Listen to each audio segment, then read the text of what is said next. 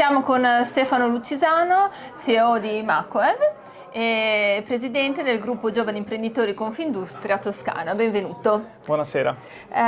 Oggi ha moderato l'evento Disegnare il futuro Emilia-Romagna. Ci fa un bilancio?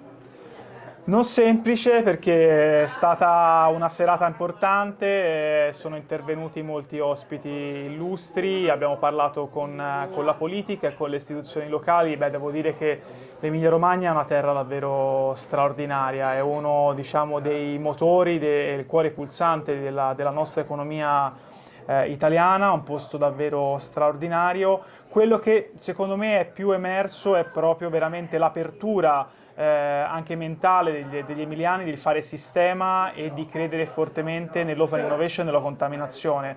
Poi abbiamo parlato con importanti aziende globali come Toyota Material Handling, come IBM, abbiamo parlato di intelligenza artificiale, abbiamo fatto sostanzialmente quelli che sono dei sit point, perché ormai ci accompagniamo da un po' di tempo, sullo stato dell'arte di quello che è una delle tecnologie abilitanti più rivoluzionarie. Devo dire che queste aziende ci hanno dato uno scenario, una panoramica estremamente interessanti e sono davvero curioso di riascoltare queste voci nel prossimo evento che ci sarà in IBM Studios. Posto meraviglioso e aspetto tutti con grande impazienza.